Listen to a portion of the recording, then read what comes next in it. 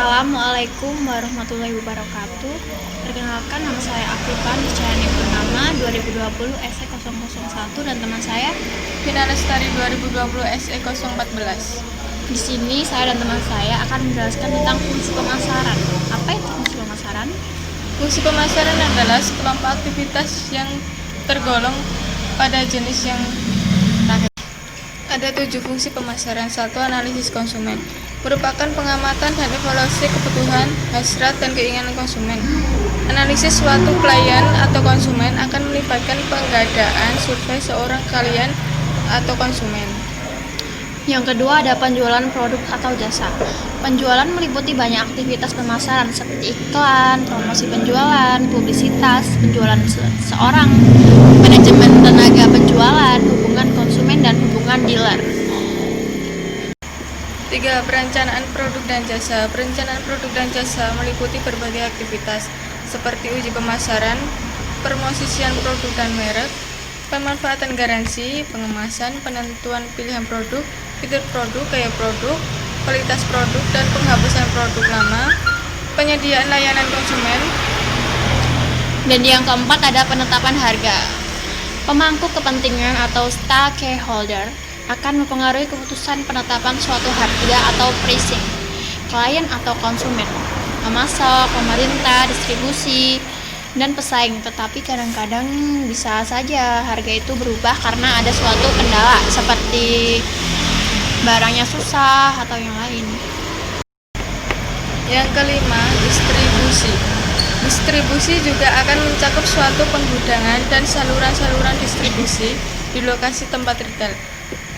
Cakupan distribusi, wilayah penjualan, serta kurir, transportasi dan penjualan grosir dan retail.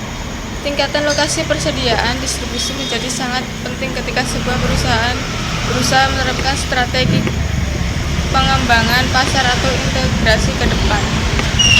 Yang keenam ada riset dan suatu aktivitas atau pemasaran.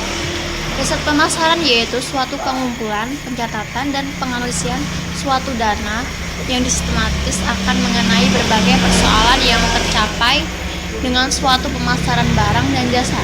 Jadi, riset pemasaran mendukung semua suatu fungsi bisnis yang pokok dari sebuah organisasi yang ada dan atau yang didirikan.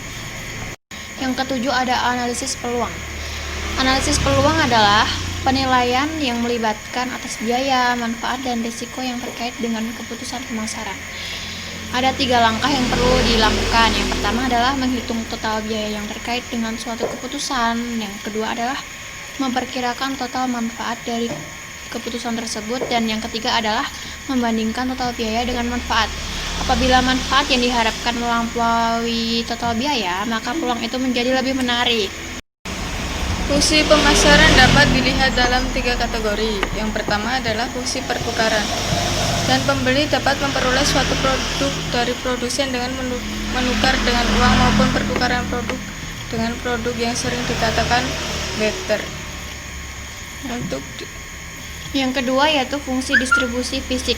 Adalah suatu produk yang dilakukan dengan cara mengangkut serta menyimpan suatu produk. Yang ketiga ada fungsi perantara, yaitu menyampaikan produk dari tangan produsen ke konsumen. Dapat dilakukan melalui perantara pemasaran yang menghubungkan aktivitas pertukaran dengan distribusi fisik. Dan kesimpulannya adalah, dan jika suatu fungsi pemasaran dijalankan dapat diartikan sebagai suatu strategi pemasaran.